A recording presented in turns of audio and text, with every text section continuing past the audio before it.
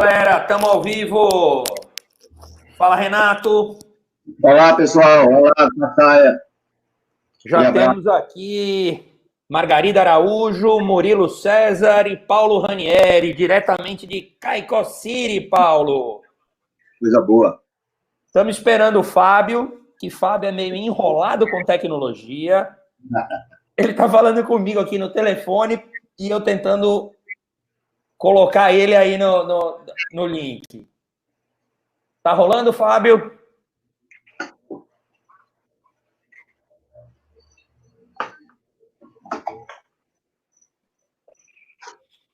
Hoje a conversa vai ser fantástica. Vai ser muito boa. Bicho, até o meu tá caindo aqui, gente. Não, mas o meu tá... Beleza. Voltou. Pronto, voltou aqui. Hoje a conversa vai ser muito boa. A gente tem o Renato Cunha Lima, que já tá no ar aqui. Estamos esperando a entrada do Fábio. A gente vai tentar, sob nossas óticas, sob a maneira que cada um olha, que cada um enxerga esses novos movimentos. Eu acho que a gente vai ter um governo Bolsonaro pré-saída do Moro e pós-saída do Moro, não é não, Renatão? Vamos dar só a introdução. É um marco divisor, realmente, nessa trajetória aí do Bolsonaro. Né? Nesse governo cheio de problemas internos e externos. E parece que ele procura mais, né, de vez em quando? Não, de vez em quando ele procura, mas vamos convir, né? O Covid realmente é um problema que nenhum outro presidente da República do Brasil, acho que no mundo, nunca houve uma crise desse tamanho como essa, né? Aí se soma as nossas crises, porque o Brasil tem uma vocação para gostar de crise. Muito grande. Grande, para o Brasil, grande. Né? Aí é uma crise em cima da outra, e se alimentando, uma alimenta a outra, e parece que a gente, o povo brasileiro, as pessoas, aquelas que não são ligadas ao meio político, eu tenho certeza absoluta que estão de saco cheio. Rapaz, eu não sei quem foi, a gente tá batendo um papinho antes do Fábio entrar, para a gente entrar mais a fundo na história, mas teve alguém que me disse, eu não sei se foi você que me falou, ou alguém que me disse, que eu fiquei rindo e é verdade. Ah, não, foi Rafael Ari, que é um amigo nosso, que hoje mora em Santa Catarina, e ele estava me falando que o segredo para o Brasil se dar tão bem em crise é nunca sair dela, sabe? É verdade. A gente nunca sai de crise, não tem jeito. A gente não consegue sem estar vivendo em crise. Ou é crise política, ou é crise financeira, ou são as duas juntas. Olha aí, Fábio chegou. Fala, Fábio. Tá nos ouvindo, Fábio? Opa, vocês estão me ouvindo? Estamos. Agora deixa o celular na horizontal. Para sair da luz. E não de ponta cabeça. Tá ótimo. Beleza. Do outro lado. Na horizontal, do outro lado.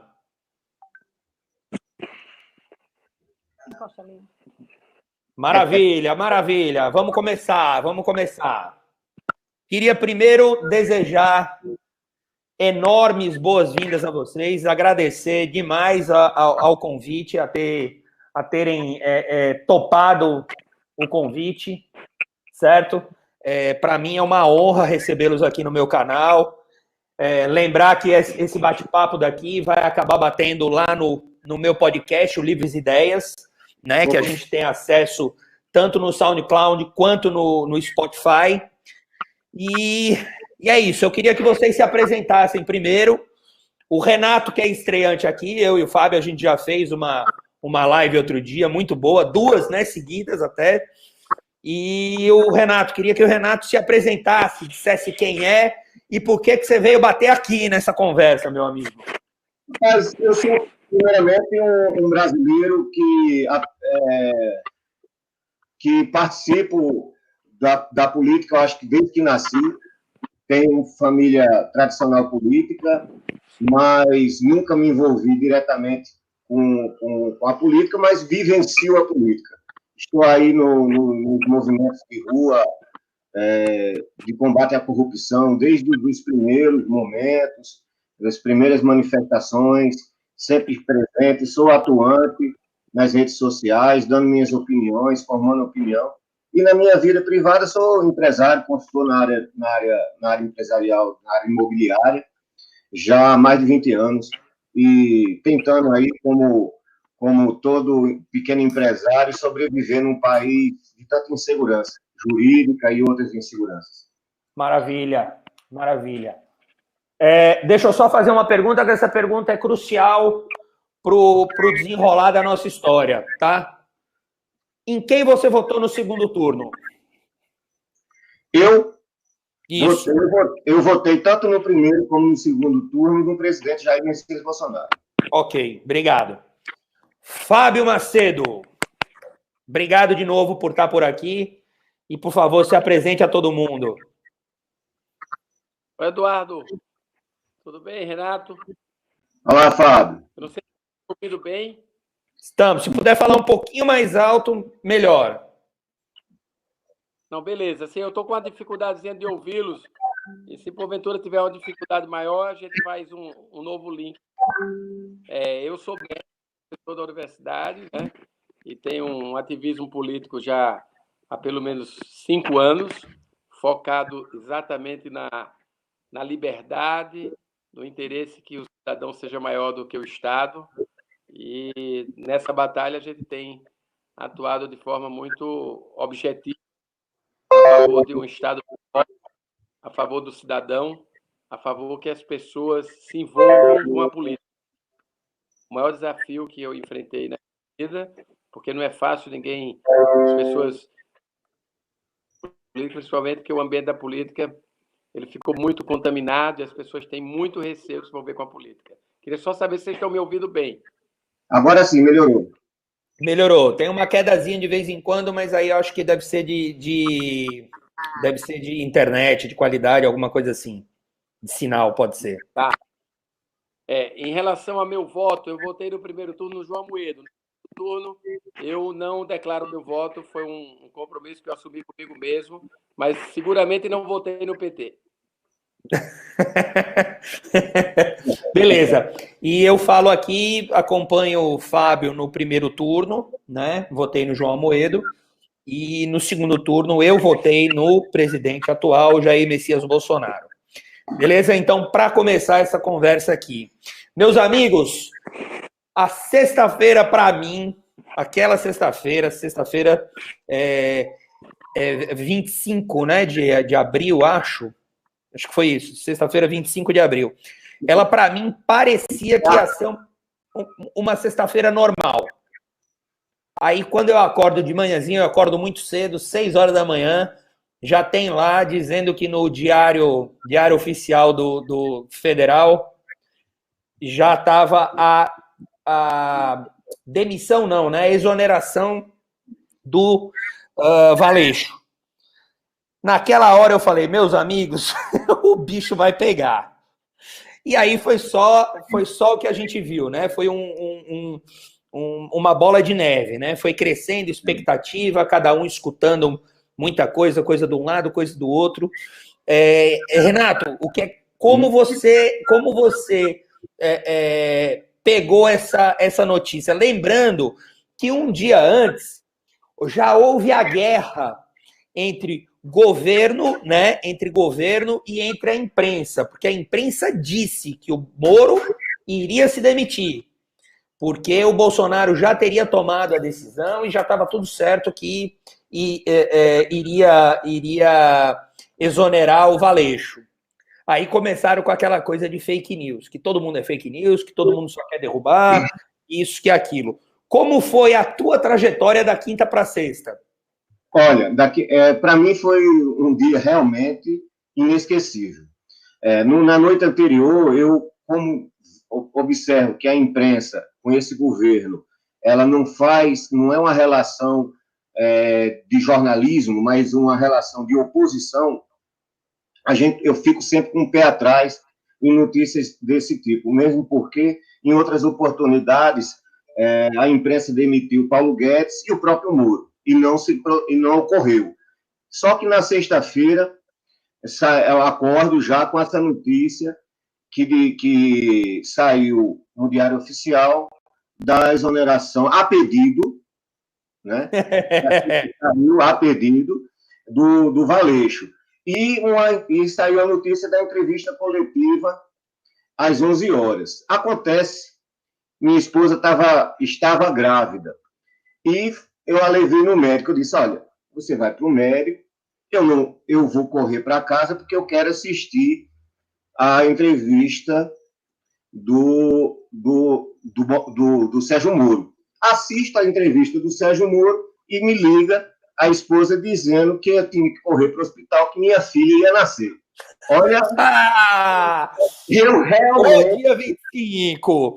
Cara, então é de agora tua bebê. Você falou hoje que estava no médico e tal. Então, parabéns aqui. Vai um parabéns, papai, para geral, aqui ao vivo.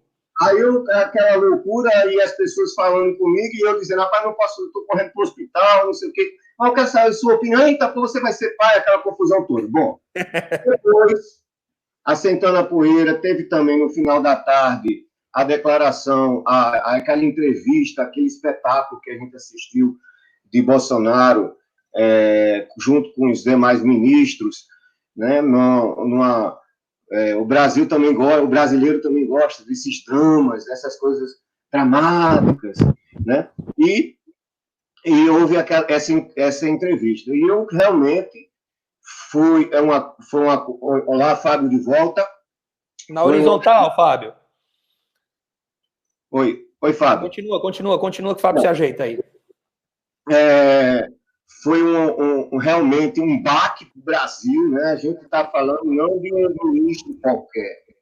As pessoas ficaram muito impactadas quando o ministro Mandetta deixou o governo. Nada se compara com o Sérgio Moro. O Sérgio Moro é o ícone do combate à corrupção no Brasil, mas não só no Brasil, mas no mundo. Ele enfrentou megas empresários com delinquentes, ele enfrentou os poderosos da elite política brasileira, ele colocou, de fato, um ex-presidente popular, como Lula, na cadeia, entre aspas, foi preso, depois de condenado em instância, e é uma figura que o Bolsonaro dificilmente seria presidente hoje se essa Lava Jato. Só um momento, Renato, só um momento. Tá, ou com você ou com o Fábio, tá vendo algum barulho aí. Pronto, parou. Simbora. Pronto, continuando. Então, o Sérgio Moro é um ícone, em todas as pesquisas de opinião, ele sempre aparece com um índice de aprovação muito alto, até maior do que a do presidente, até maior do que qualquer outra figura pública brasileira. Então, quando a gente vê essa separação, para quem votou em Bolsonaro, para quem foi para a rua, muitas vezes, vestido de verde e amarelo, nessa energia que surgiu das ruas, já com o processo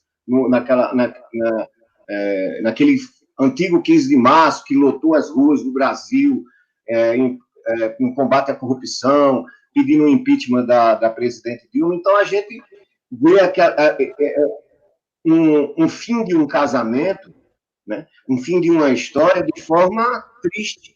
Então, no primeiro momento, veio um sentimento de tristeza. E depois as pessoas foram assimilando as outras nuances, as outras questões. Olha, a reação que eu tive minha, pessoal, com a minha consciência, com a minha coerência, quando eu coloquei isso nas redes sociais, a gente que saiu da Semana Santa não tem pouco tempo, eu confesso que eu apanhei mais do que Judas em Sábado de Aleluia. Seja bem-vindo ao mundo do novo comunismo, meu amigo. É porque, na verdade, a gente vive nas dúvidas. Né?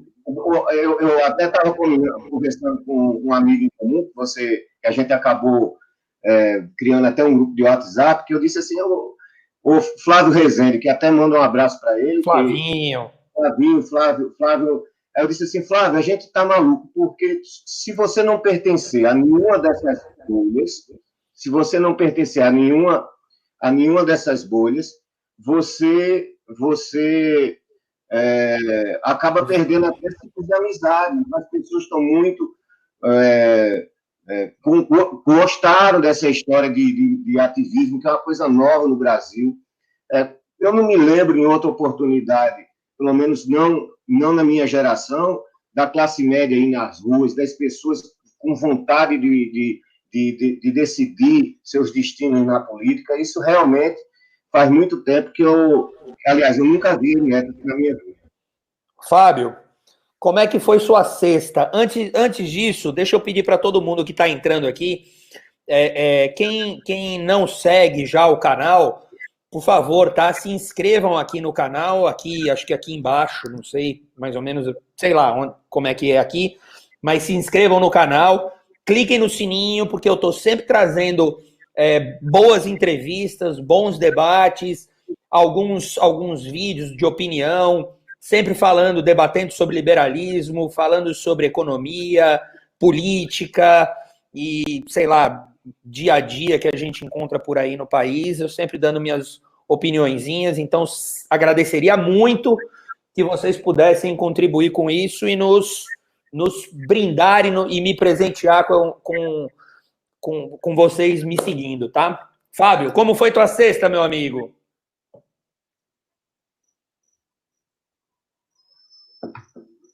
Tá sem som, Fábio. Tá sem som, Fabinho. Ah, tá no mute. Você mesmo tem que tirar seu... Pronto, joia. Pronto. Primeiro, perdoe-me pela ignorância. Tentei me arrumar cedo, mas não consegui, tá? Mas eu prometo que vou tentar compensar aqui com tudo que eu tenho de melhor na minha vida, que é a verdade, a transparência. E sua inteligência, meu amigo. E assim, a transparência e, sobretudo, as minhas crenças, tá? Assim, eu acho que o Brasil ele está sofrendo. Eu estou enrolado com essa câmera, eu vou para um lado, ela vai para o outro, tá foda. Mas tá foda. Você me perdoe aí, viu? Meus múltiplos fãs. Hoje é meu dia triste aqui na tecnologia. Eu vou para um lado, a câmera vai para o outro, tá? Que gato correndo atrás do rabo do gato. Mas assim, eu estou bem assustado com tudo, né? Primeiro, eu nunca imaginei acontecer o que está acontecendo. Eu vou falar um pouco da minha história. Eu já naveguei por vários territórios, assim como Flávio Rezende, já votei na esquerda, já fui socialista sem saber que era liberal, por ignorância pura, sem ter compreensão das coisas, votei errado pra cacete e tal. Um dia eu descobri que estava errado e fui lutar para corrigir meus erros, de uma maneira, erros não intencionais, né?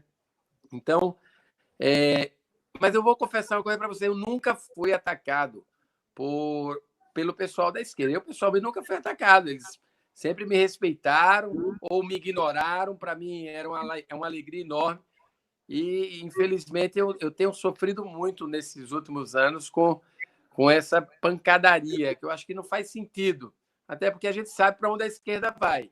A gente imagina que membros da direita poderiam ir numa direção diferente. Então, a sexta-feira, para mim, foi um dia triste, porque eu vi amigos que ainda insistiam, e eu acho que era natural, porque esse governo, ele, de alguma maneira, ele representa grande parte dos anseios da sociedade brasileira. Em que sentido? Uma esperança, né, Fábio?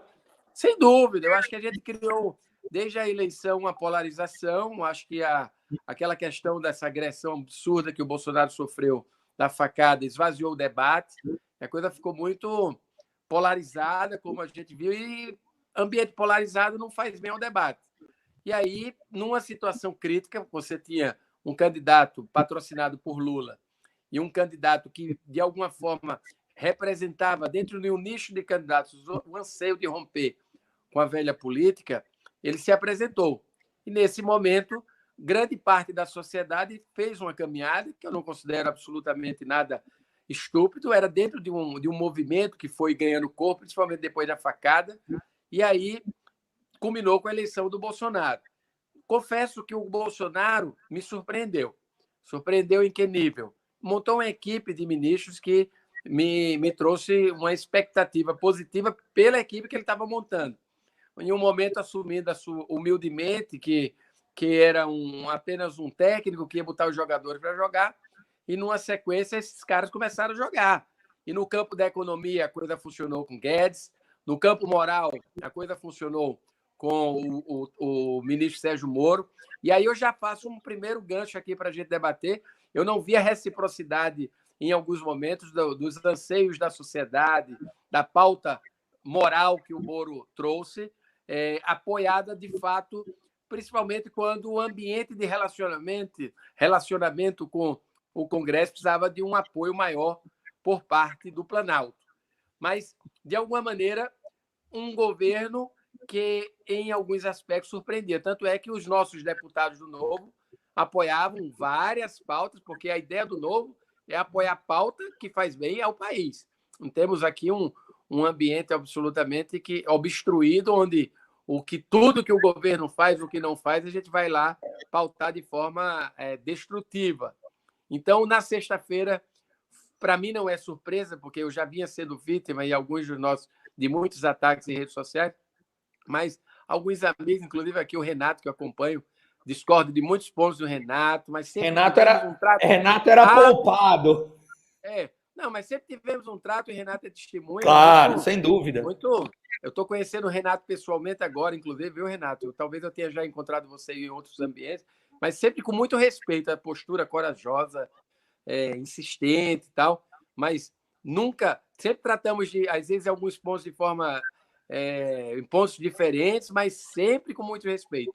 E aí o que a gente vê o Renato se posicionou, alguns outros amigos, Patrícia, um monte de gente bacana se posicionou e tome pancada, o que mostra um modus operandi destrutivo. E aí eu trago logo um ponto aqui para vocês, que eu não vim aqui para agradar ninguém, o gabinete do ódio, é um modelo plantado, montado para destruir reputações. E aí eu vou parar um pouco, dizer que a sexta-feira foi um dia complexo. Eu não tenho dúvida que o Moro trouxe muita coisa que estava dentro dele. Eu falo que eu acho que o Moro podia ter evitado aquelas coisas na Globo, principalmente com a Carla Zambelli, que ela ia mostrar a cara dela, porque ela é uma serviçal. Me perdoe se ela estiver nos ouvindo, enquanto estiver nos ouvindo. Não tenho muito respeito por ela, não. Acho ela fraca. Como eu também não gosto da Joyce, eu acho elas midiáticas demais, histriônicas e que não são construtivas, tá? Mas o certo é que existe um gabinete dentro do poder do Planalto. Eu não sei exatamente quem comanda, mas dizem que é o Carluxo, né? Que saiu fora da linha do que eles pensam, a porrada come. E come de forma desleal, né? Ô, Fábio, aí, eu levanto aí para vocês baterem um papinho e eu volto daqui a pouquinho. Fábio, pegando esse gancho aí do que você levantou, da questão do gabinete e tal, não se é gabinete ou não é, a gente sabe que isso foi importado do que o PT fazia. O PT era pródigo em fazer isso, né? O PT destruía, moía a reputação de todo mundo, isso aconteceu em todos os lugares. O PT tinha uma lista negra, né, que foi espalhada pelo Brasil inteiro, com jornalistas, humoristas, escritores e por aí vai, né? Eu só queria lembrar aqui as pessoas e grupos que realmente foram importantíssimos para que o Bolsonaro chegasse à presidência da República e que foram não só descartados, como foram implodidos, né? A Janaína Pascoal, certo, que levou o pedido, que foi acatado, né, para ser desenvolvido o processo de impeachment. Ela não se pode nunca dizer que a Janaína Pascoal não seja uma pessoa decente, não seja uma pessoa correta, que não lute pelo bem do país, e ela discordou isso aqui, e foi isso aqui no início do governo Bolsonaro, com 2, 3 meses, e ela simplesmente foi arrasada. Simplesmente, hoje ela é tida como se fosse uma comunista. O Eduardo, me permite. me permite, deixa eu dizer um pouco sobre essa história do gabinete do ódio. A gente tem que historiar. Quem inaugura com esse tipo de estrutura, máquina de destruir reputações é o PT. Eu mesmo fui vítima disso lá nos idos dos anos 2012. As pessoas dizem, é engraçado que quando você muda de opinião, vão ser um petista. Olha, eu enfrento o PT há muito tempo. Porra! Então, eu desde 94 que eu me entendo com gente com 19 anos, entendeu? Eu entendi claramente o lado que eu ia me posicionar durante a minha vida toda. Então, é bom lembrar, inclusive, a campanha eleitoral de 2014, em que pese eu ter votado em Aécio Neves e achar que ele deveria estar preso, condenado, é bom que se diga, mas o que as redes sociais já eram ferramentas de destruição de reputação. Com o Marina Silva ocorreu isso, com o próprio Aécio Neves ocorreu isso. Sim. Então, essa estrutura...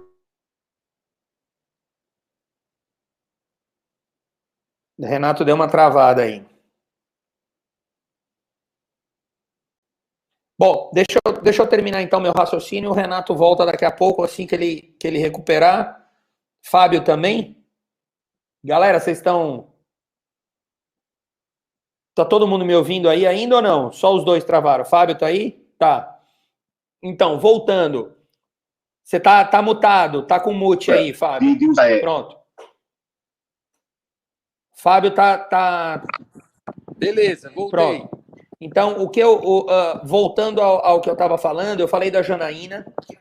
A gente não pode esquecer de falar do MBL, que é um movimento que realmente, junto com Vem Pra Rua, o Nas Ruas e tantos outros movimentos, eles estiveram à frente daquele processo do impeachment, de levar o povo para a rua, porque a gente não pode esquecer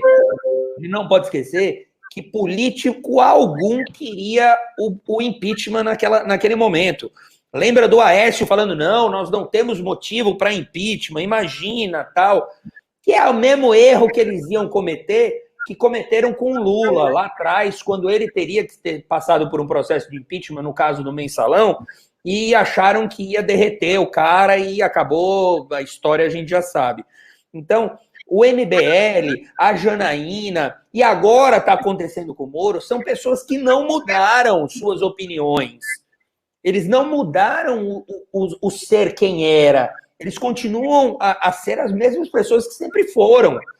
Entendeu? A Janaína é uma pessoa que tem o direito embaixo do braço, tem a justiça, tem a Constituição embaixo do braço. O MBL é um movimento liberal, e liberal quase que muito na asepsia mesmo da palavra.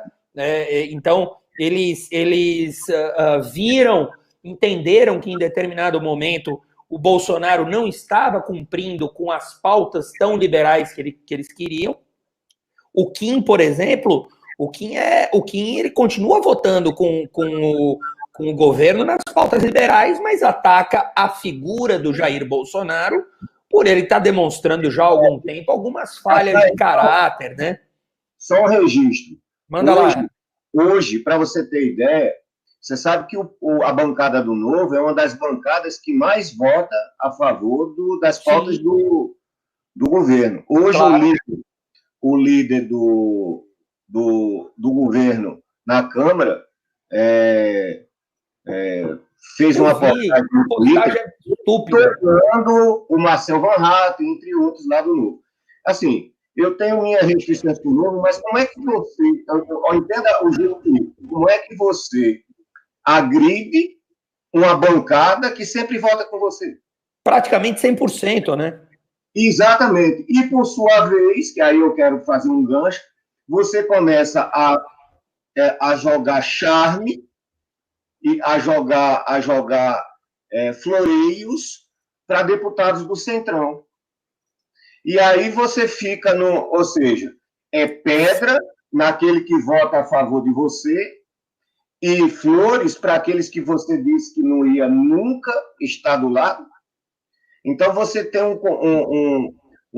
na minha opinião, eu acho que Bolsonaro, cercado, porque é quase Bolsonaro com sua dureza, mas foi tanta pancada da imprensa, foi tanta pancada do Congresso Nacional, foi tanta porrada em cima, até que ele vai amolecendo, vai fraquejando, os próprios erros do governo vão enfraquecendo o governo, ao ponto dele apertar hoje no botão sobrevivência. E o botão sobrevivência é trazer de volta a velha política, deixando de lado o Ministério Técnico, os cargos escolhidos por orientação técnica e passar a discutir, e o Diário Oficial vai provar isso nos próximos dias, discutir com partidos cargos como presidência do Banco do Nordeste,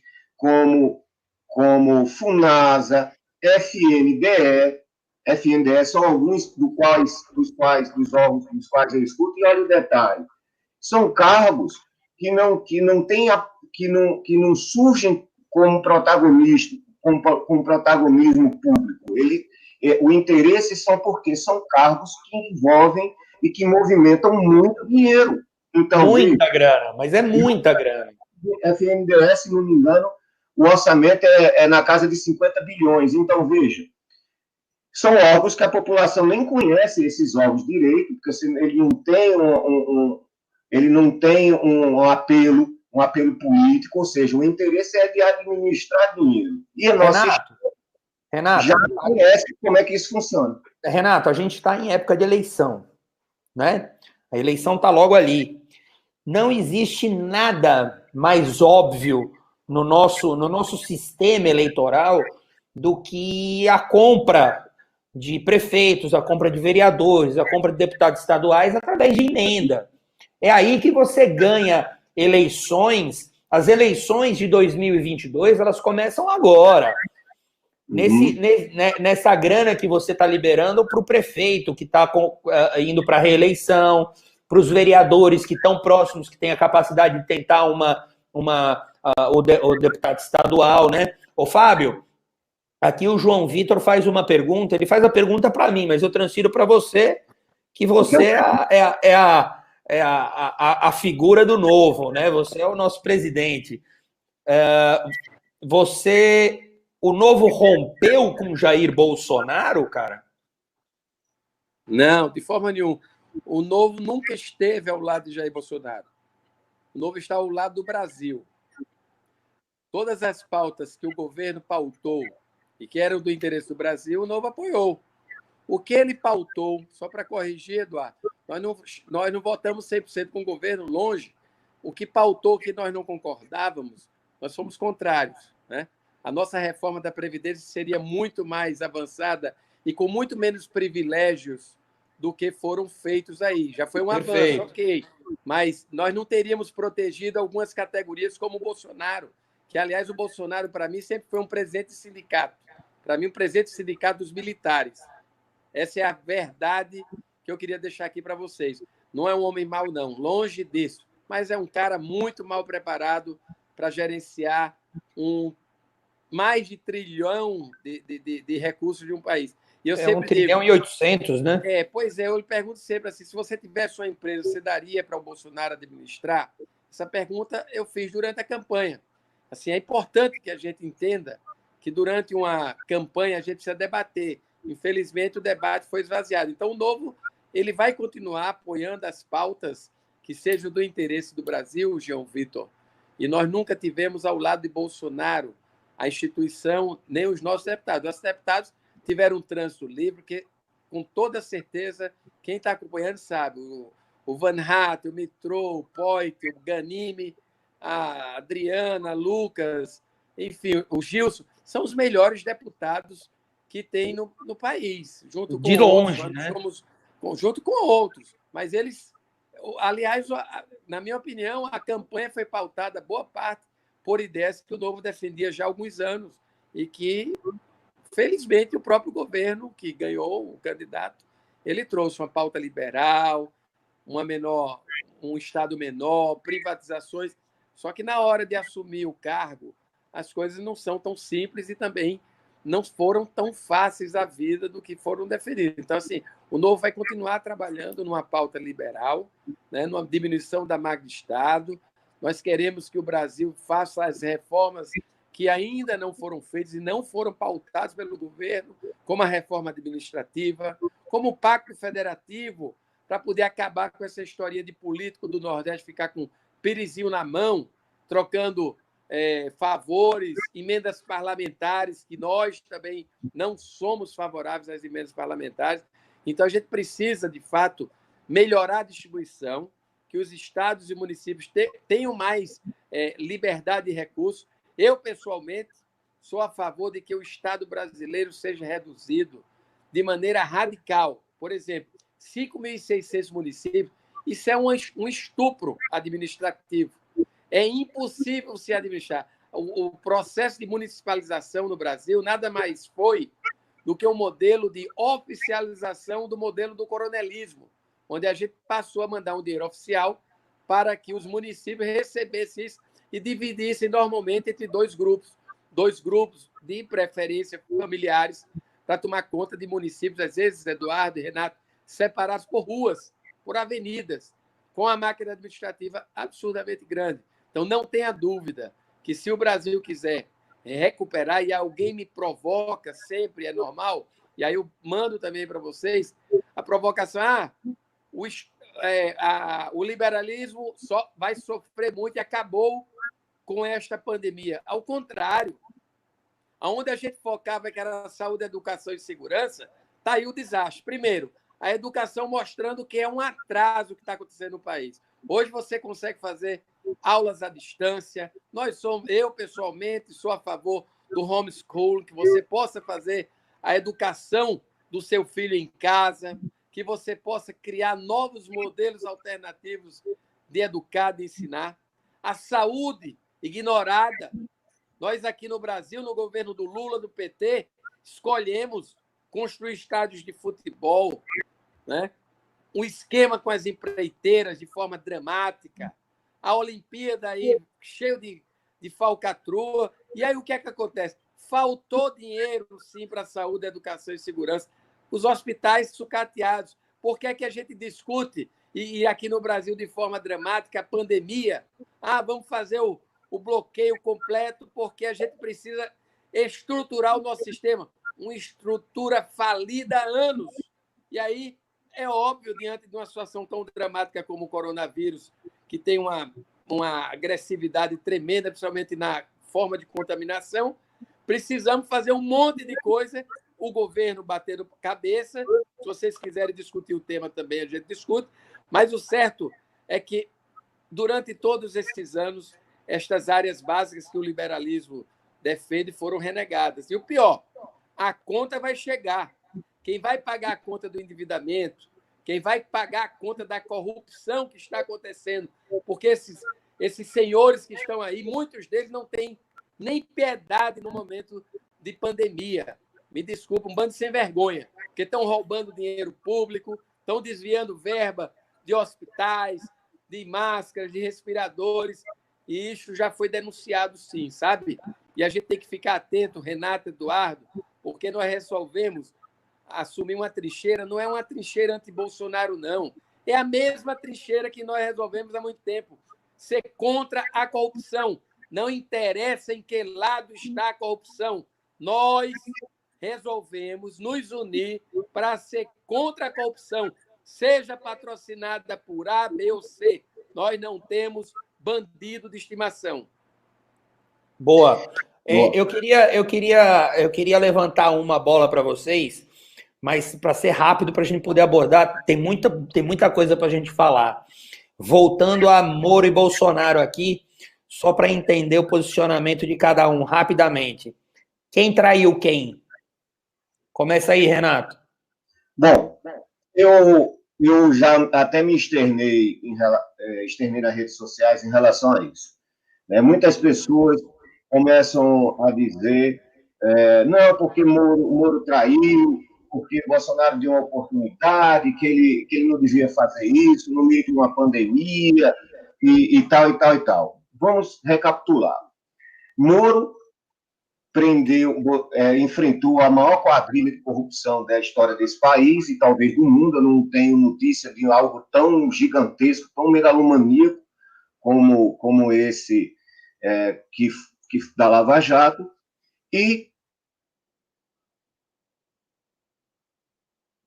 Renato travou. Manda lá, Fábio, manda a sua, depois ele fala. Edu, refaz a pergunta que falhou da sua pergunta, por favor. Quem traiu quem? Cara, assim, eu sou muito aberto na coisa. Eu acho que o Moro, quando resolveu ir para o governo, ele cometeu o pior erro da sua vida. Ele saiu de uma condição super favorável.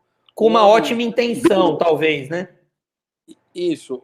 Se o Renato quiser voltar, dá um alô que eu paro. Ele tá travando. Provavelmente ele vai sair e vai voltar contra o link. Cara, primeiro, ele tinha uma pauta da Lava Jato, que ele estava com controle absoluto, fez um senhor trabalho da Lava Jato e resolve, de repente, aceitar um cargo de ministro da Justiça. Ele assumiu um risco absurdo de assumir o cargo de ministro da Justiça. Eu sempre disse nos meus corredores, bom para Bolsonaro, bom para o Brasil, péssimo para o Moro. Por quê? Porque o Moro, ele, além de ser um ícone da moralidade, ele tinha um cargo que ninguém pode negar, que nesse país você tem um cargo de juiz, um juiz federal, um cargo desejado por todos. Então, ele abre mão de um cargo, de uma segurança, em prol de um cargo de indicação política que ele não controla 100%. É óbvio que quando ele foi até lá, né, Renato, Eduardo, ele foi em cima de alguns compromissos, inclusive compromissos assumidos publicamente pelo presidente. Carta branca, né, dando total liberdade, que absolutamente não haveria qualquer ingerência do cargo nas indicações, por exemplo, da equipe da Polícia Federal, né? Teve também a questão do COAF. Então, o que eu percebo é assim, ele foi dentro de um arcabouço, é óbvio que o presidente ele tem toda a prerrogativa das nomeações, mas diante de um arcabouço que ele criou, o presidente trouxe para dentro do quadro dele o maior ícone da moralidade, e o que Renato até na sua introdução trouxe, não é do Brasil, não, é mundial. Isso aí. O cara que desbaratou a maior quadrilha do mundo que assaltou cofres de fogo numa dimensão continental internacional. Então, o cara vem com essa missão. Ele é um cara sério, ele aceita a missão e eu imagino que dentro do ambiente estão acontecendo algumas coisas que ele não está concordando, né? Eu percebo sempre, Renato e Eduardo, que o presidente sofre muito de ter ao lado dele pessoas boas ou melhores do que ele. E até me surpreende porque num dos vídeos que ele trouxe durante a campanha, ele disse, eu quero um ministério que seja melhor do que eu. Mas isso é a teoria. Na prática, ele sofre muito com isso. E eu não sei se o sofrimento dele é só pessoal ou é dos seus arredores, familiares, daquele senhorzinho lá que fuma feito uma caipora que mora lá nos Estados Unidos, eu não sei o nome dele. Eu ouvi dizer que ele tem sempre razão. Gagá, que fala palavrão feito pelos cotovelos, que é um homem que tem suas virtudes, sem dúvida. Mas, enfim, eu acho só que o presidente ele sofre com essas más influências. E aí ele esqueceu dos compromissos que teve com o Brasil, que teve com o Moro. O Moro chegou no limite dele, e aí ele, na verdade, pelo que eu entendi, na despedida do Moro, eles travaram algumas horas de discussões durante o dia todo, talvez durante a semana, sobre a demissão do Valeixo. E ele deixou claro que se o Valeixo fosse demitido, ele sairia do governo. E ele já tinha feito essa fala em relação ao Valeixo na primeira oportunidade, porque não é a primeira oportunidade que o Bolsonaro ameaça tirar o Valeixo. Que foi em agosto. E agora deixa eu dizer uma coisa que, para mim, eu acho o mais sério nisso tudo. E que as pessoas tentam relevar. As pessoas, os seguidores do Bolsonaro, tentam relevar e fazem de conta que não aconteceu. E que aconteceu. Na troca de mensagem entre os dois, tá? Ficou claro a intenção que o Bolsonaro tinha de trocar a diretoria da Polícia Federal por conta de uma investigação. Inclusive... Isso ficou muito claro. Isso para mim, é a coisa mais séria de tudo que eu vi e ouvi até agora. Para mim, é uma prova latente do que o Bolsonaro tinha na cabeça.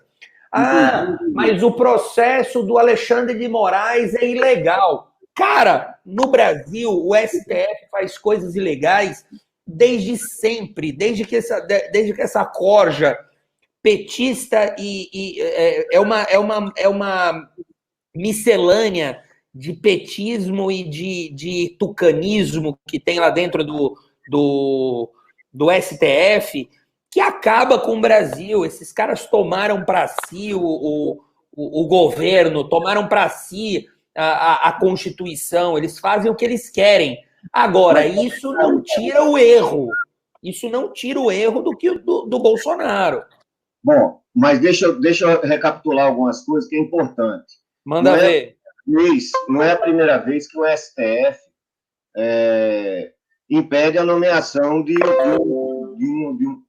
um presidente. Isso aconteceu com Lula. Sim, né? Claro. Com Mendes e com a filha do Roberto Jefferson, né? Na época do governo Temer. Ou seja, é a terceira vez. Neste caso, existe eu procurei me informar, não sou advogado, mas fui procurar me informar e fui ler a decisão do Alexandre de Moraes. E eu, sinceramente, até por coerência, porque eu me lembro que eu fui à rua comemorar quando o Gilmar Mendes impediu... Travou o Lula, né? Travou o Lula. Então, como é que eu posso concordar, por coerência, a questão de coerência, como é que eu posso concordar com aquilo? Eu concordei também com a questão da filha do Roberto Jefferson, que agora virou guru, né, do bolsonarismo. É legal, eu admiro o Roberto Jefferson. As qualidades das pessoas a gente precisa admirar. A gente também tem que olhar que é importante dizer que na política não existe anjos nem demônios. O Roberto Jefferson é um fantástico orador, né? Sabe falar como ninguém, impressionante como ele é um ótimo orador. Então, aí eu concordei também com aquela... É um ótimo canalha. Oi? É um ótimo canalha também. Não, mas para elogiar, porque é um baita comunicador, sabe falar como ninguém. Eu assisti aquela live dele a respeito de Bolsonaro todinha e fiquei impressionado. Assisti também uma entrevista dele no dia seguinte, no Pingo dos Is. Realmente ele é um baita de um orador. Mas eu fui Amigo, até para ser bandido você tem que ser bom. Ele realmente é bandido bom. Bandido ruim vai preso por muito tempo. Ele foi preso por pouco tempo. Pois é. Enfim, aí eu sei que eu concordei. Aí, olhando a questão do Alexandre de Moraes, veja só a questão do delegado do Ramagem. Eu não sei se a pronúncia é essa. O Alexandre de Moraes, ele cita as preocupações, ele repete a fala de Sérgio Moro na petição e fala que foi aberto um inquérito agora, nessa semana. O Celso de Mello autorizou a investigação para apurar essa fala do Sérgio Moro em sua saída do Ministério da Justiça e da Segurança, né? Ou seja, não tem sentido quem vai fazer esse inquérito? A Polícia Federal. Ou seja, a Polícia Federal vai fazer o inquérito, onde o objeto desse inquérito é o seu diretor-geral. Não faz sentido. Então, por precaução, por cuidado da coisa pública, até aí eu vejo isso como uma coisa boa para Bolsonaro. Eu já cheguei para dizer para algumas pessoas que absurdo, o Supremo quer mandar no Brasil. Eu posso até concordar que muitas vezes o Supremo extrapola, e não é poucas. É um Supremo intervencionista, absurdamente. Ele intervém dentro da competência do Legislativo, do Executivo em várias oportunidades. Mas a gente precisa olhar com serenidade o que é que foi feito. Foi feita uma proteção. E isso é bom para o Bolsonaro, porque o inquérito deverá durar 30 dias. E no término desse inquérito, se por acaso o resultado for positivo para Bolsonaro, nenhum de nós vai poder apontar o dedo que houve intervenção do diretor-geral, que era objeto, já que ele está afastado, que ele não está exercendo a sua função. Assim, olhando a carreira desse delegado, não tem problema nenhum. É um cara que realmente não tem problema nenhum. Acontece que, por decisão, depois da facada que o Bolsonaro levou, ele foi indicado para fazer a segurança do Bolsonaro. E lá criou uma relação de amizade com os filhos de Bolsonaro e com o próprio. Tanto é que aparecem imagens dele, imagens do delegado em festa de Réveillon, com os filhos de Bolsonaro e tal. Então, mostra que tem uma... Renato. O problema não é ser amigo, o problema é que ele é objeto de um inquérito. Um inquérito. Não, né? E é o seguinte, né? A gente não pode esquecer que a discussão toda que estava acontecendo entre o Bolsonaro e o Moro, e até a própria a Zambelli deixa claro naquela conversa com o Moro, é que o Bolsonaro, desde sempre, queria empurrar o Ramagem de qualquer jeito. Entendeu? Quase como se fosse uma coisa, como se fosse uma necessidade. O próprio Bolsonaro, ele inclusive aqui num trecho aqui da decisão do Alexandre Moraes, ele cita a fala do Bolsonaro. Abre aspas, faço questão de ler a fala que Alexandre Moraes cita, a fala do próprio Bolsonaro. Abre aspas, Moro, não tenho informações da Polícia Federal. Eu tenho que todo dia ter um relatório do que aconteceu, em especial nas últimas 24 horas, para poder decidir o futuro dessa nação, fecha aspas. Ou seja, ele pressiona, a própria mensagem de celular dele para o Sérgio Moro mostra que ele tem que ter uma pressão. Isso não significa que isso aqui seja uma prova, mas é um indício para abrir, de fato, um indício para abrir a investigação, é um indício para que, ou seja, suspenso temporariamente a posse do então ministro. O jornalista Josias de Souza, que é um jornalista sério, em que pese ele está ser colunista da Folha de São Paulo, que tem todas as restrições, eu particularmente não gosto, acho que a Folha de São Paulo faz uma oposição e não faz jornalismo, muitas vezes, mas Josias... Mas deixa eu levantar uma... Deixa eu só pegar um comentário. Eduardo. Oi. Deixa eu falar uma coisa antes. Assim. Claro, fale. Eu queria só voltar um pouco, né, ao episódio fatídico da sexta-feira. Eu acho assim, um pouquinho antes, o Moro deixou claro que se o Valeixo fosse retirado do cargo, ele se demitiria. Então, ali eu acho que ele quebrou qualquer necessidade de retornar ao gabinete do Todo-Poderoso para dizer que estava pedindo demissão. Claro, sem dúvida. Segundo, no dia seguinte, ele é surpreendido com uma exoneração com a assinatura dele. Do ministro. Uma assinatura do ministro, que isso para mim é crime. É crime. Assinatura de alguém que não assinou. Alguém vai ter que arrumar um secretário. Isso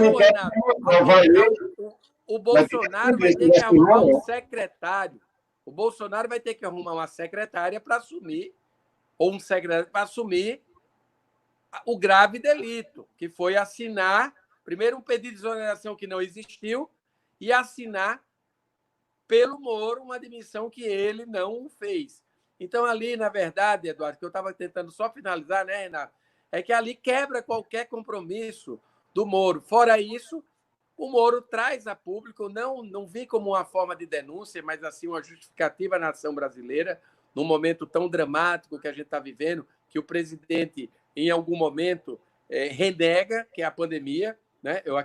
É uma discussão bem complexa, que não é tão simples, mas ele renega, ele não fala a língua do ministro, ele demite o Mandetta, etc., que poderia já ter sido demitido porque não concordava com ele. Isso é um tema que eu e Renato a gente já debate no privado. Mas, enfim, claramente um momento crítico ele deixa aquela situação toda, né, e vai para uma discussão muito complexa. Ele deixa o governo, né, e aí ele gera todo esse desconforto que foi travado e que as consequências que nós estamos acompanhando aí. Entendeu, Eduardo? Então, assim, eu acho que não houve quebra, não houve traição do Moro. Eu não vou discutir traição do Bolsonaro, eu vejo só uma interferência indevida num território, num setor que eu acredito que não deveria ter acontecido. Acho que o Renato andou saindo, ele está voltando. Saiu e voltou. A questão Você entendeu, de ser... Edu? Não, entendi. Eu acho que a questão de ser traição... Então, assim, só para concluir, que você perguntou quem traiu quem, eu acho assim que não houve traição de ninguém. Na minha opinião, não houve traição. Eu acho que houve... o Bolsonaro ele teve um desconforto que não conseguiu administrar. Não sei se vocês estão me ouvindo ainda. Estamos ouvindo. O Bolsonaro ele não conseguiu administrar essa coisa toda, e tenho certeza, sim, e você tem razão, e o Renato, que houve, né, essa aproximação de alguns casos que estão acontecendo, principalmente próximo da família dele, dos melhores interlocutores, dos deputados. E aí, de novo, eu acho que a gente tem que tocar nesse assunto. O gabinete do ódio. Tudo isso está focado num grupo que está tentando destruir todo mundo, lançando fake news toda hora, tentando desconstruir qualquer pessoa que em algum momento é aliado e, de repente, em algum momento perde a sintonia com o governo. Eles vão destruindo. Eu acho que a gente tem que dar um basta nisso, tá? Essa coisa de que eu fico imaginando quem entra num projeto desse, Fábio, quem pega e entra num projeto desse, num projeto para seguir o Bolsonaro, e sabe que em momento algum você pode ter o direito de discordar dele. Exatamente. Porque no momento que você discordar dele, no momento que você colocar a sua opinião e jogar para o público e dizer, olha, eu acredito que o Bolsonaro está errado, pronto, acabou a sua vida.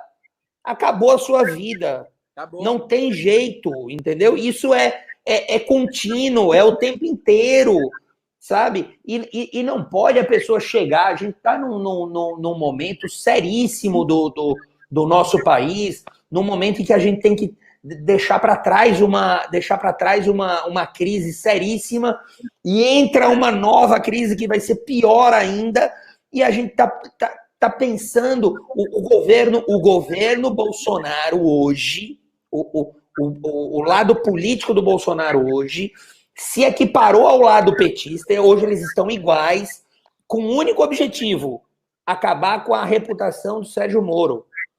Um cara que, se não fosse por ele, hoje o Bolsonaro continuaria sendo um deputadozinho merreca, como ele sempre foi.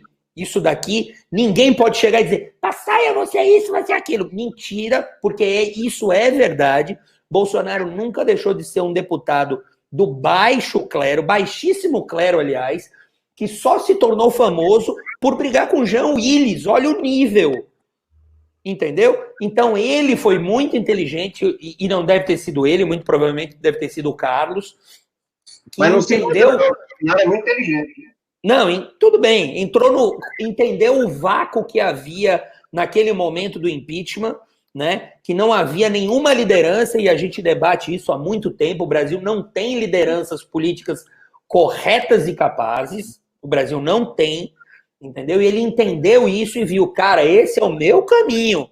E foi lá, cara. Foi lá com um discurso de moralidade, com um discurso isso e aquilo. Como é que o cara pode ter discurso de moralidade se ele demite o cara que mais prendeu político no Brasil? O cara que... Fala, Renato, pode falar.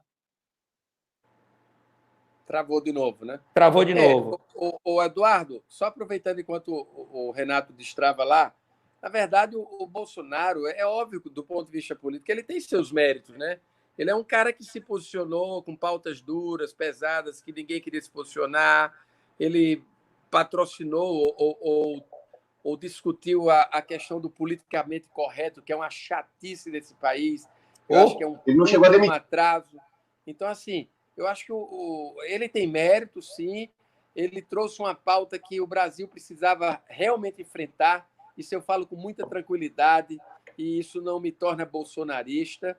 Quando ele questiona a metodologia da esquerda, ele faz afronta de maneira contundente sobre o mecanismo que é utilizado lá. O problema que é algo necessário. É necessário você ter o enfrentamento. É necessário, mas esse é o ponto. Então, assim, eu acho que o Bolsonaro ele fez muito bem naquele momento e encontrou o que você bem disse, aquele ponto de atingir a maturidade, vamos dizer, em termos de audiência política sobre esse ponto.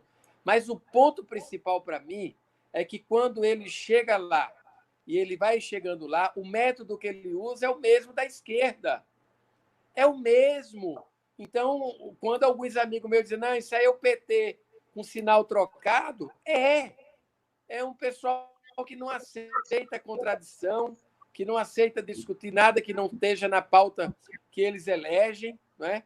E isso, na verdade, para mim, é doentio. Então, o Bolsonaro, eu acho que ele trouxe uma campanha, ele fez bem ao Brasil de discutir coisas que o Brasil não estava enfrentando, quando enfrentar essas ONGs que ficam assaltando o país, que ficam mesmo, enfrentar esse modelo de educação estúpido. Ninguém pode discutir a coragem dele e que o grupo que trabalhou perto dele trouxe. O problema é outro, é que ao chegar ao poder, ele simplesmente renega tudo que ele defende e se transforma num PT de sinal virado, de sinal trocado, né? Mas a pauta que ele discutiu é uma pauta que nós também discutimos. Eu sou professor da universidade e vejo o Brasil sendo destruído com o modelo gramsciano, eu não sei nem pronunciar esse nome daquele traje lá italiano, Antônio Gramsci, né? Gramscismo, sei lá o cacete. Gramsciano.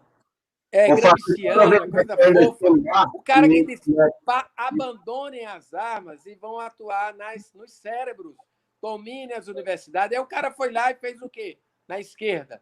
Tomou conta da universidade, meteu bilhões para a Universidade Federal, abandonou a escola pública. Não, para a escola pública eu mando merenda e mando Bolsa Família e mantenho o povo lá que vota em mim ignorante, porque se eu chegar com as minhas ajudas assistenciais, eu vou mantê-los fiéis a um modelo que o Lula conhecia, porque ele vem do Nordeste, da seca, né, da emergência, daquele modelozinho de toma aqui a coisa, e vai lá se elegendo e tal. Então, eu acho que o enfrentamento em várias pautas, o meio ambiente, não dá para a gente...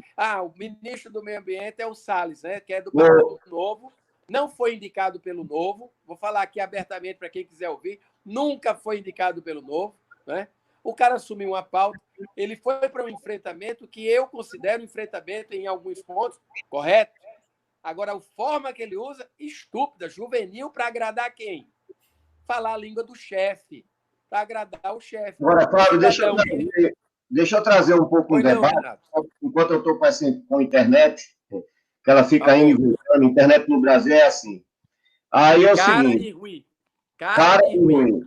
Que é o seguinte, eu acho que a gente devia discutir o presidencialismo brasileiro, sabe?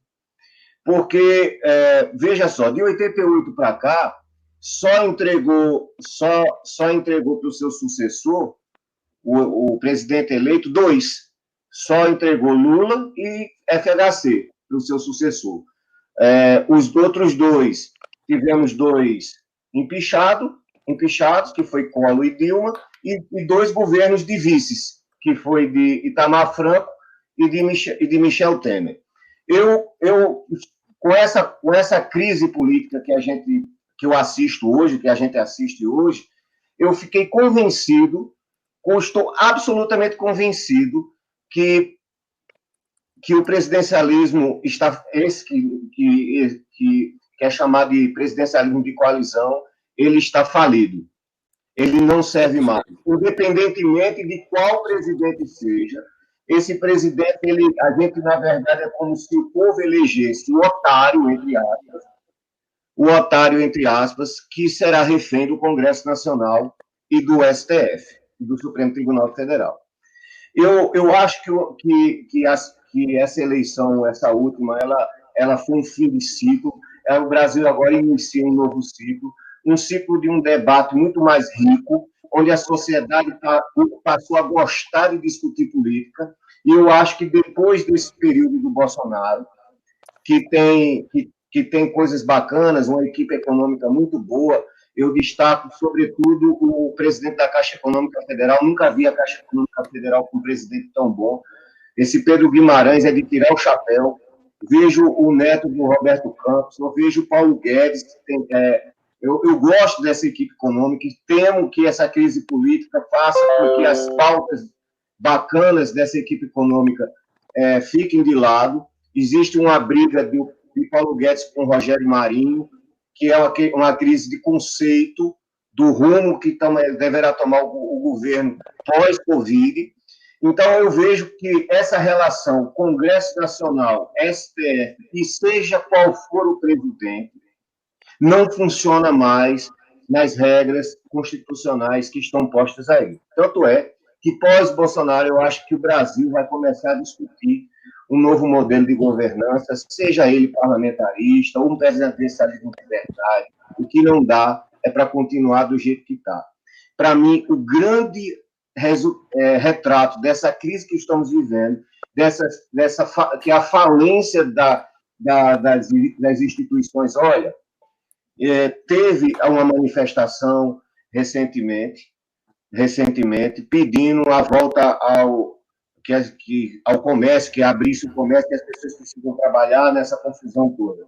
E alguns setores dos movimentos de rua começaram a pedir AI-5 e começaram a pedir intervenção militar.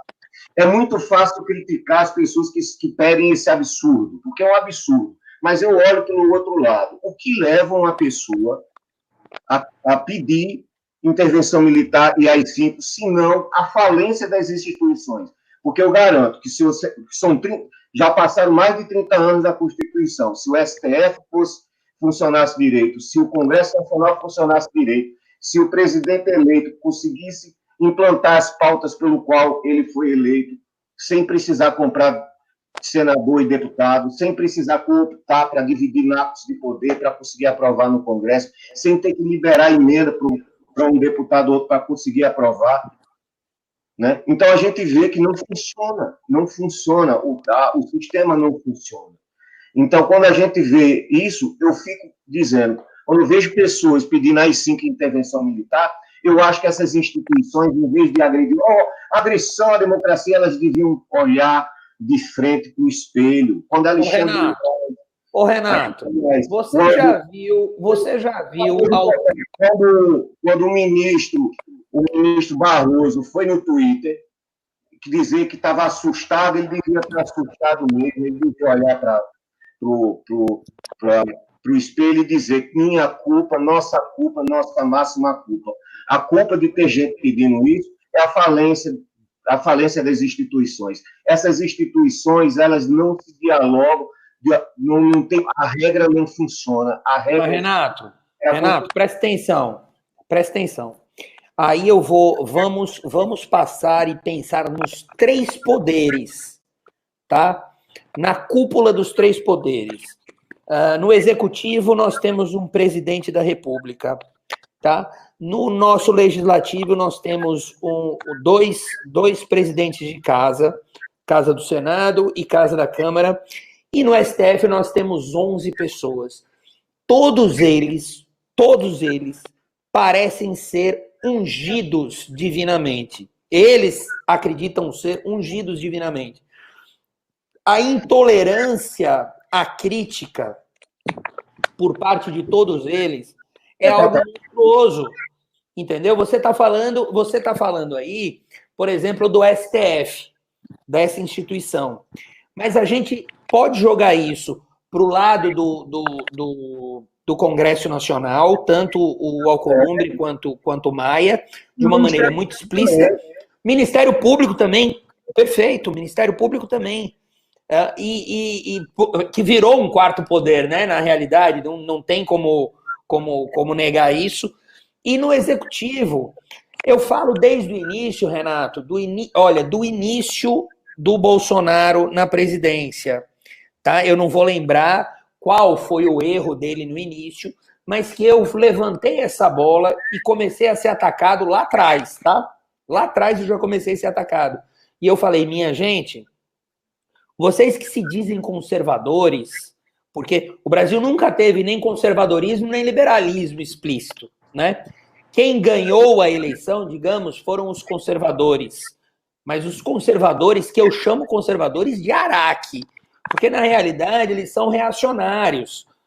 Não são pessoas que seguem aquilo que os clássicos conservadores, ou até os atuais conservadores, escrevem e nos dizem como o conservadorismo deveria tratar as coisas. Não. Você tem pessoas que não são capazes de criticar o presidente por nada. E aí nós temos nas casas legislativas pessoas que não aceitam qualquer crítica porque se dizem atacados. E no STF do mesmo jeito. E essas pessoas, os 11 do STF, os 2 do Congresso Nacional e o nosso presidente da República, eles não são capazes de serem humildes o suficiente e dizer, caramba, eu erro, e erro muito. Entendeu? Então, isso que você está dizendo não vai acontecer. Então, talvez, cada vez mais, nós tenhamos pessoas querendo e desejando um AI-5 da vida, uma aberração como essa. Não, Fábio, Fábio, tem algo a acrescentar nisso? Ele está assim, Perdão. Não, eu acho assim, eu sou muito a favor das liberdades. Eu acho até que, inclusive, quem quer ser comunista tem que ter liberdade para ser comunista. Quem quer defender AI-5, que vai lá e defenda o que quiser. O que eu não acho que a gente deveria, na minha visão, é impedir que as pessoas tenham livre capacidade de manifestação sem violência. Sem violência. Sem violência, detalhe. Importante, fundamental. Sem violência. Eu vejo que aquele movimento lá na rua, aqui para nós, a minoria, e todos os movimentos de rua que eu fui, sempre tem um grupinho lá defendendo AI-5, intervenção militar, etc. E eu nunca me incomodei, nunca me senti fazendo parte disso. Né? Eu simplesmente não eu faço a minha, né? Seja... Não, e um detalhe, as instituições, elas dão destaque a essas pessoas, os ministros, alguns deputados, senadores, dão destaques para essa minoria para desqualificar a maioria. Então, exato, quando eu dou destaque, dá destaque para desqualificar o movimento. Exatamente, Renato. O que eu vejo é assim, eu sou um cara que eu defendo as instituições. Eu acho que elas têm que ser aprimoradas, sim. Eu concordo com você, a nossa Constituição ela tem que ser aprimorada. Aliás, Roberto Campos disse que é a Constituição mais comunista, mais socialista do Ocidente. Então, a nossa Constituição tem que ser melhorada. Eu acho que as nossas instituições têm que ser melhoradas, não destruídas. Né? O nosso modelo de escolha de ministro do Supremo tem que ser melhorado. Por exemplo, os bolsonaristas e o próprio presidente criticam sempre os ministros que estão lá. Por que é que não aproveitam agora e patrocinam pela sua capacidade de articulação ou de liderança, patrocina um novo modelo de escolha dos ministros do Supremo, ao invés de serem as indicações carimbadas, que tem um modelo mais meritocrático. Então, eu acho que a gente tem que aprimorar as instituições. Da mesma maneira que não adianta, vamos fechar o Congresso. Mandato de senador, aliás, mandato de ministro da STF. Com tempo, de mandato definido. Vamos fechar o Congresso. Nada. Vamos eleger deputados como o Van Hatten, como o Kim, como o Mitrô. Tem tantos bons, o Poit, o Alex Fontaine, tem outros de outros partidos que eu acompanho, mas, enfim, eu acho que a gente tem que tentar aprimorar as instituições. Não adianta a gente ficar só queimando as instituições, porque isso, na verdade, favorece os movimentos extremos. E onde tem extremismo, fique certo que o debate está interrompido e as intervenções coercitivas elas vão sempre obstruindo qualquer ambiente de discussão com mais clareza. Então, nós temos que defender as instituições. Eu acho que a nossa Constituição ela tem que ser melhorada, sim. Agora, como? Tem que chamar uma Constituição no momento adequado, trazer pessoas comprometidas com a Constituição melhor. para fazer uma Constituição como o Chaves fez, como o Maduro fez, etc., não faz sentido. Então, o que a gente precisa, de fato, é patrocinar uma Constituição que seja muito melhor do que a que nós temos, né, Renato e Eduardo? Ô, Fábio. Então, eu acho que assim a gente aprimora Eduardo, as instituições. eu uma coisa. Eu tenho um primo deputado federal. E eu converso muito com ele. É um jovem. Muito bom deputado, apesar de ser do PSDB. O PSDB ele está por estar. E ele tem a visão seguinte, que nenhum partido, que ele até, eu acredito que ele vai sair do PSDB.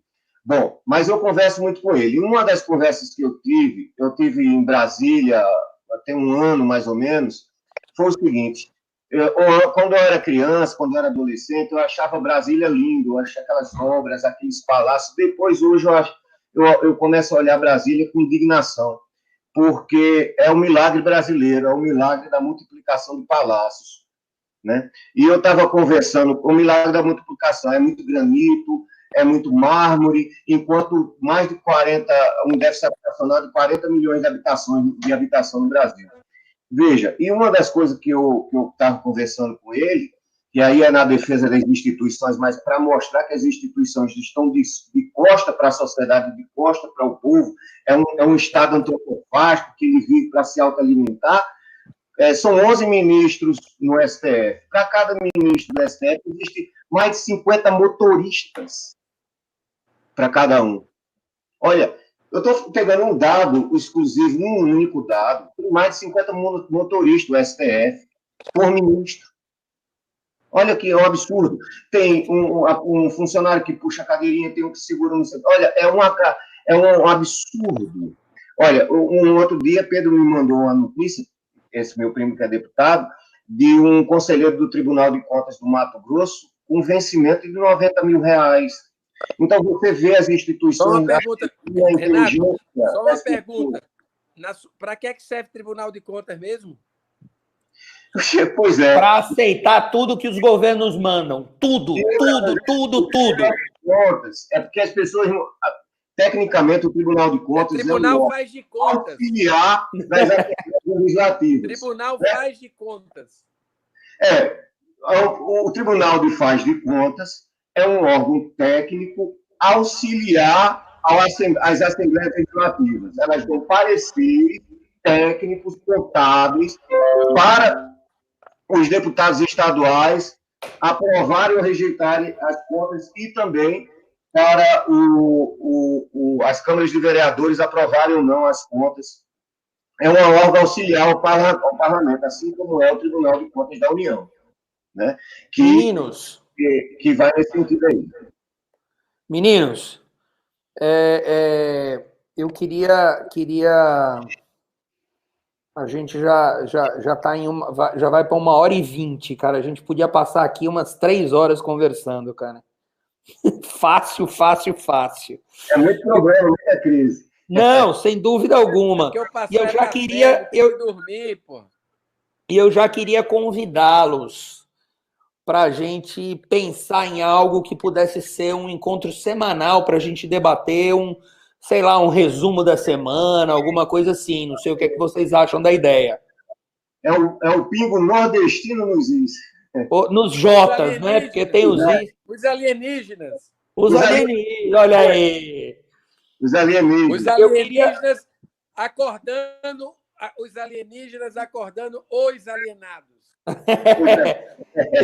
Eu queria só que vocês respondessem essa pergunta rapidamente. Um dos dois e bem rapidamente. Fábio, pergunta de Marcelinho. Marcelinho é um menino do bem demais. Filho dos meus amigos Marcelo Pio e Mariana Rebelo. E ele pergunta aqui se Paulo Guedes seria uma boa opção para a presidência. De que? Da Caixa Econômica? Não, acho que da República, né, Fábio? Do Brasil. Olha, eu não sei se ele tem estômago nem para ser ministro da Economia. Ele está sofrendo muito lá. Eu acho que ele já está querendo boné, viu? Não, assim, veja só, eu tenho uma admiração muito grande com o Paulo Guedes. Confesso que eu não o conhecia até a campanha da presidência da República. E, porra, eu que sou hoje um aficionado pelo liberalismo, encontrei um cara muito alinhado com o que eu acredito. Então, assim, o Paulo Guedes ele tem todo o capital técnico para ser o melhor ministro da Economia, não só do Brasil, mas talvez do mundo, tá? Para a presidência da República, Marcelinho, tem muitas... Marcelinho, é isso? É isso. O Marcelinho. Tem outros instrumentos, outros detalhes que estão ao seu redor para você almejar esse cargo. Do ponto de vista técnico, é indiscutível. Mas para ser presidente da República, você tem que tem que ter popularidade, você tem que ter alguns arranjos políticos, um partido político, etc. Então, eu acho assim, se o Paulo Guedes sonhar nisso, amanhã ele vai ser fora Guedes, como é que vai ser? Guedes comunista, vai ser um monte de coisa assim, destrutivo, o gabinete do ódio. Marcelinho, não fala isso para o gabinete do ódio, não, senão o Guedes está frito, tá? Bota o Amoedo, bota o Moro, que já estão na fritura faz tempo, bota o Renato Cunha Lima, mas deixa o Paulo Guedes lá no ministério. Vamos ver o que acontece aí. Entendeu, Duda? Eu acho que são coisas que eu não conjecturo, porque o Paulo Guedes é um cara admirável no campo econômico, mas no campo político, a dificuldade que ele tem de conversar com o Congresso é uma coisa linda, né? Aliás, ele já manda se real logo. E quando você vai lá num congresso e não consegue dialogar com aqueles caras, para mim eu acho o máximo. Aí teve que entrar o Rogério Marinho, que é um cara habilidoso, né? Os detalhes lá dentro, conhece, né? Para poder... Bom, a minha opinião é um pouco parecida com a do Fábio. Eu acho que Paulo Guedes não tem temperamento nenhum para ser presidente da República. Ele tem patriotismo, que é preciso, tem competência, que é importante, mas ele não tem temperamento. Veja só que ele perdeu o diálogo, entre aspas, não sei que tipo, né, com o presidente da Câmara dos Deputados. Os dois não se falam. Paulo Guedes tem problema de relacionamento pessoal com ministros do próprio governo. Ele é uma pessoa difícil de se conviver. Eu tive a oportunidade de conhecer Paulo Guedes há muito, muito tempo atrás, num curso rápido, no workshop que eu fiz em São Paulo. Mas eu sempre fui fã dele. Ele é do mercado financeiro, Unidas, um cara que fez muita gente ganhar muito dinheiro. Ele fez muita gente ganhar muito dinheiro e ele é uma pessoa de sucesso. E é um liberal, mas um liberal voraz. Só um detalhe. Você sabia que Dilma Rousseff chegou a cogitar nomear Paulo Guedes como ministro da Economia? Na época do Levi? Não, antes desse último que ela acabou caindo com ele. Antes da estocagem do vento, provavelmente. Antes da estocagem do vento. E Paulo Guedes chegou aí no Planalto e para conversar com Dilma. Ele disse, vamos fazer isso, vamos fazer isso, vamos fazer isso, vamos fazer isso, vamos fazer isso. Eu disse assim, aí Dilma disse, não dá para mim fazer nada disso. Não dá pra... Ou seja, aí ele foi, tá bom, ótimo. Ele já sabia que receberia um não, porque ele é um extremo liberal. E assim, o Brasil, historicamente, qual o grande liberal da nossa história? Roberto Campos, assim, a gente... E o neto dele hoje está aí brilhantemente no Bacen. Então, eu vejo coisas positivas no governo. Minhas críticas são ao governo Bolsonaro, são ao próprio presidente, né? Ao próprio presidente e a esse talento que tem o governo, que é um talento de criar crise. A maior oposição a esse governo é o próprio governo. Porque, veja, a imprensa bate 24 horas e não acontece nada. A imprensa, e o que mostra também a perda de credibilidade da imprensa tradicional, a perda de influência, que é muito importante. Antes, o que a Globo dizia era a pessoa saía como tendo certeza absoluta. Hoje não, as pessoas contestam, tem as redes sociais. Então, o poder da imprensa hoje não é tão grande como já foi. Renato, para a gente ir encerrando aqui, me dê 3 nomes que você considera bons no governo Bolsonaro para a gente poder responder ao João Vitor. 3 nomes, não precisa dizer porquê nem nada. Não, 3 nomes.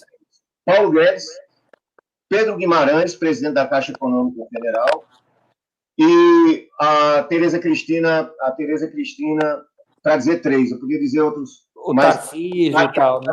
3. Fábio, você? Olha, eu gosto do Carluxo, do Eduardo Bolsonaro e do Flávio Bolsonaro.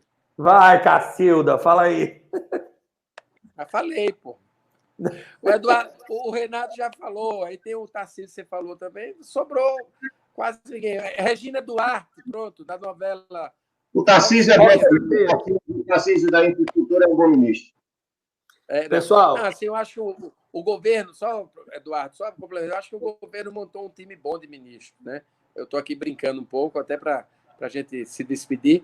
O governo montou um bom time de ministros. Eu acho que o problema do governo é o Bolsonaro, né? Esse governo ser o Bolsonaro seria quase perfeito, né?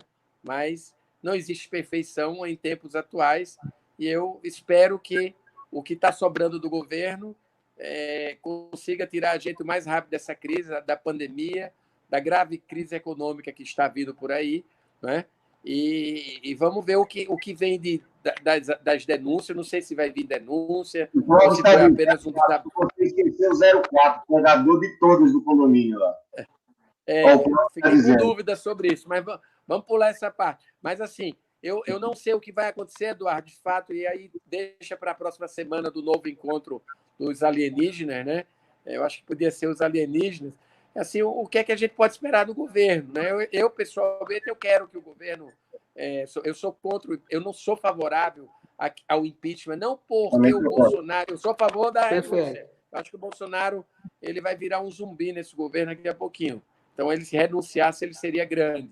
Mas o impeachment é muito traumático. Eu não gostaria de passar de novo pelo que nós passamos. É muito triste. Idas e vindas, compra... entrega um país, enfim, eu acho que o Brasil não merece isso, não. Por isso que eu estou totalmente a favor aí do Renato, a gente precisa rediscutir esse modelo, se é um parlamento, se é para ser essa esculhambação, vamos logo para o parlamentarismo, né, com um novo parlamento, sem esses caras que estão aí, que a gente já viu que não entregam o que prometem. Enfim, eu acho que a gente precisa rediscutir o novo modelo de governança, eu acho que o Brasil está sofrendo muito. Eu acho que se tiver uma nova temática semana que vem, eu estou aí dentro, organizo aí minha agenda. Tamo junto. Obrigado, Renato, Eduardo. Obrigado. Palavra aí pro Dudu. Valeu, Eduardo. Valeu a todos que nos assistiram. Desculpa aí minhas falhas técnicas, na próxima eu garanto que eu não vou falhar. Até agora eu não sei que lado eu boto a câmera, né? Vocês viram aí, né? Relaxa, meus amigos. Minha mão, olha, deixa eu só dizer, eu ia operar amanhã, eu tenho a impressão que já está cancelado. Minha mão está completamente segurando o celularzinho aqui, né? Você vai cancelar as cirurgias.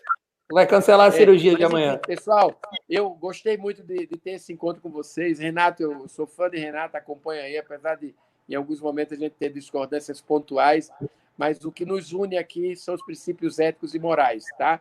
Perfeito. E no campo econômico, nós temos muitas e muitas afinidades. Eu aprendi estudei liberalismo, fui atrás de entender a coisa toda. É tão lógica que eu me sinto um verdadeiro idiota, por isso que durante anos sofri por não entender da coisa e estou tentando me redimir de erros não morais, mas de conceitos que, infelizmente, eu não tinha sido apresentado e quero ajudar. Meus filhos, com certeza, hoje eles têm visão sobre o liberalismo, né? Sobre a liberdade, sobre permitir que as pessoas falem, que sejam contrárias ao seu pensamento, mas a gente nunca pode, pessoal, impedir que as pessoas possam externar o seu pensamento, mesmo que sejam absurdos ou completamente distantes do que a gente acredita. Valeu, obrigado. Maravilha. Meus amigos, agradecer demais a participação de vocês dois. Honradíssimo, realmente. Acredito eu que tenha sido de alto nível para quem tenha nos acompanhado. Acompanhar todos que participaram aqui, que mandaram perguntas, que nos assistiram, que também ficaram só na Intoca assistindo e tal. Foi realmente bacana, a gente chegou a ter uma grande quantidade de gente aqui. Eu queria pedir novamente a vocês, o Isaac aqui acabou de dizer, agradecido, dizendo que vai estar nas próximas. né? A sociedade precisa ter diálogos assim, show de bola. Isaac, então se inscreva se você não se inscreveu ainda, se inscreva no canal, clica lá no sininho, porque só assim você vai ser sempre avisado quando a gente tiver novos vídeos e novas participações dessas. Semana que vem a gente vê como é que a gente vai fazer. Eu acho bacana, tipo um resumão assim, ia ser do caramba, ia ser bacana. Aí a gente combina e depois repassa para nossa galera. Show? Valeu. Meus amigos, Valeu. obrigado, viu? Pela atenção de vocês também. Valeu. Até a próxima, gente. Valeu. Faz uma foto aí, Dudu. Deixa eu fazer aqui. Faz um print. Faz aí que eu não consigo fazer. Espera aí, fica quieto então. Tira o nariz do meio. Calma. Feito.